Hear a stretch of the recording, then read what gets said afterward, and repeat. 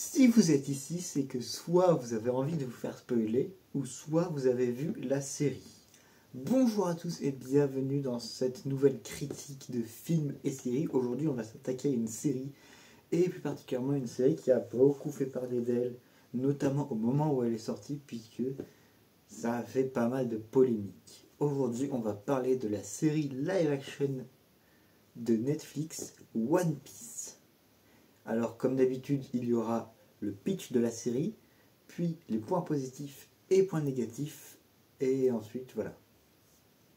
Est-ce que vous êtes prêts? C'est parti. Bien, donc le pitch va être assez simple. Si vous n'avez pas vu One Piece en manga et en animé, c'est très simple. C'est l'histoire de Luffy, de Monkey D. Luffy au chapeau de paille qui veut devenir le roi des pirates. Et donc pour ça, il faut trouver le trésor de l'ancien roi du pirate qui a été exécuté. Il s'appelle donc Goldie Roger, l'ancien roi des pirates. Et il a laissé un trésor qui s'appelle le One Piece, d'où le nom du manga One Piece.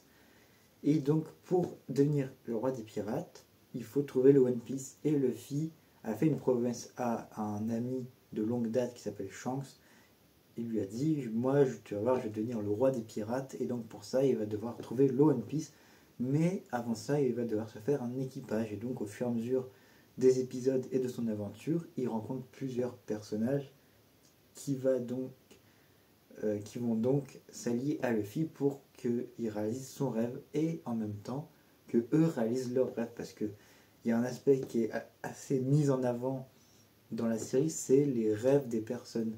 Luffy dit plusieurs fois dans la série que du moment que les personnes réalisent leurs rêves, ça ne leur dérange pas qu'ils soient dans son équipage.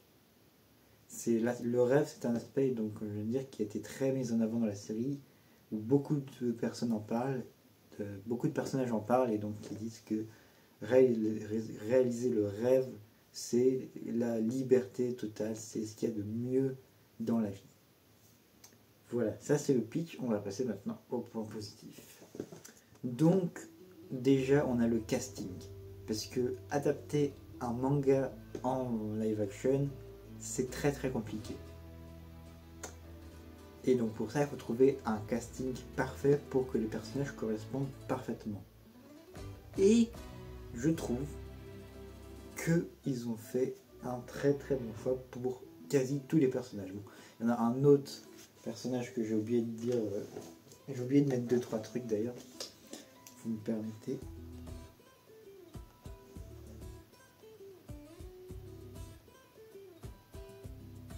Voilà. Donc je disais que en ce qui concerne les personnages, quasiment tous les personnages ont été très très bien réussis, notamment les Mugiwara, donc l'équipage de Luffy. Donc Luffy, que ce soit Luffy, Zoro, Nami, Sanji et Usopp, les 5 ont été réussis. Ensuite, en ce qui concerne des antagonistes, donc on a Mihawk, qui est le plus grand pays du monde. Je trouve que c'est un des personnages qui a été le mieux réussi, qui est le mieux ressemblant à l'anime. Après, on a Garp, qui fait partie de la marine, mais qui lui est assez bien réussi. Moi, au début, je ne l'ai pas reconnu, mais il faut avouer qu'au fur et à mesure des épisodes, je l'appréciais et je trouvais qu'il ressemblait de plus en plus à Garp. Après, on a Kobe et Elmeb qui sont très très bien réussis. Et l'importance qu'a Kobe dans cette série est juste, je trouve que c'est une très très bonne idée.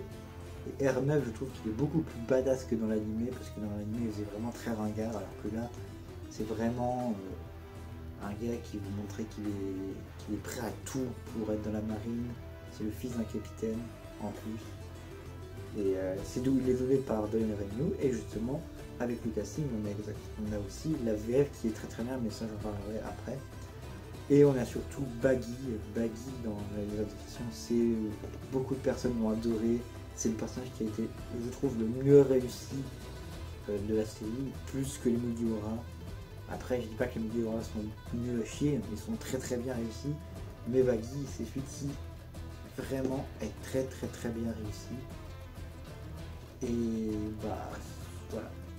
Et donc aussi il y a la VF qui est donc hyper accrocheuse, enfin qui colle hyper bien au personnage.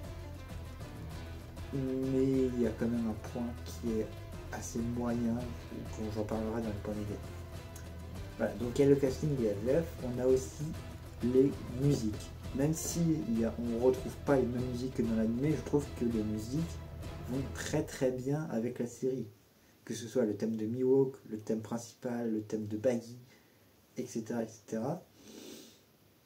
Je trouve que ces musiques sont incroyables. Pour ceux qui ne savent pas, c'est Sonia Belousova qui a fait la musique. Donc elle avait déjà réalisé les musiques d'une série. C'était les musiques de la série The Witcher avec Henry Cavill. Et donc voilà. Ensuite, on a certains combats, comme par exemple le combat, bon, je le répète, mais si vous êtes ici, c'est que je vais vous faire peler, mais comme par exemple le combat Zoro Mihawk, c'est le combat qui a été le mieux adapté dans dans la série, et sinon les autres combats, les chorégraphies sont assez quand même bien réussies.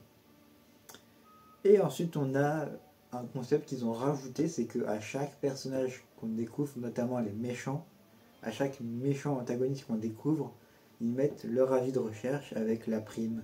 Et après, il y a des personnages qui soit prennent l'avis de recherche, la jettent, soit la déchirent, etc. Et ça, je trouve que c'est une très très bonne idée.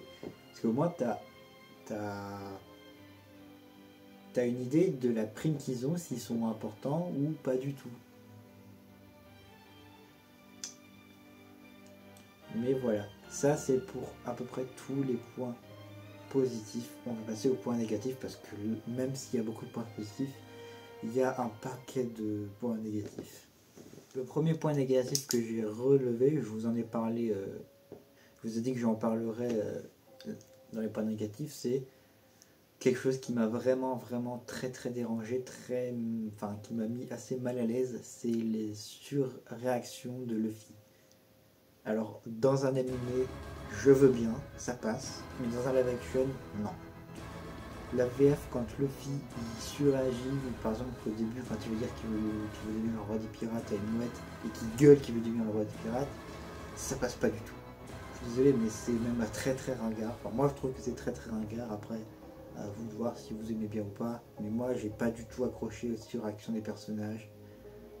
Même si, bon, voilà quoi. C'est adapté d'un animé. Et les animés souvent c'est très très exagéré. Mais je trouve que là ça passe pas du tout. Ensuite on a des scènes qui sont enlevées parce que c'est une adaptation d'un manga animé, mais dans l'adaptation il faut quand même comprendre que faut que ça suive le manga. Bon là je dis pas que l'histoire est totalement autre chose, mais ils ont enlevé quelques scènes qui me frustrent et aussi quelques personnages qui sont enlevés comme par exemple Django et d'autres personnages. Et du coup, c'est assez perturbant.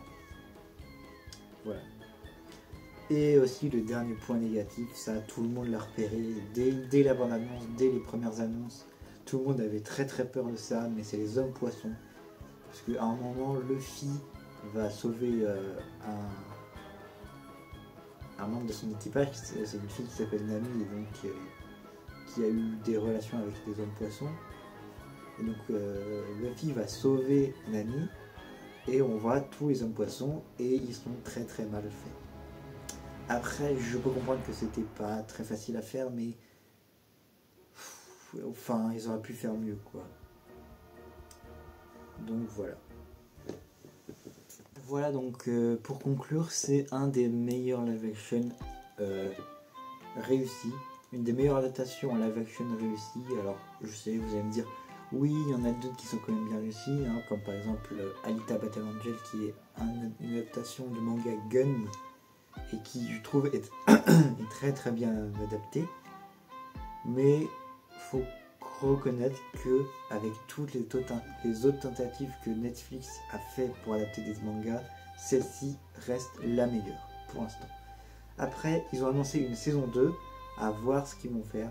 J'ai très très peur parce que dans la saison 2, ça veut dire qu'on verra Chopper qui est un renne avec un chapeau. On verra aussi l'arc Alabasta, donc qui est un des arcs majeurs de One Piece où il y a vraiment un seul antagoniste, parce qu'avant il y avait des petits antagonistes par-ci par-là, mais là il y a vraiment un grand antagoniste pour tout l'arc du manga, qui est donc Crocodile, qui est mon antagoniste préféré, donc j'ai peur de ce que ça va donner. Mais en tout cas, si cette vidéo vous a plu, n'hésitez pas à liker la vidéo, à la partager et à vous abonner à ma chaîne. Et on se donne rendez-vous très bientôt pour une nouvelle vidéo. Salut!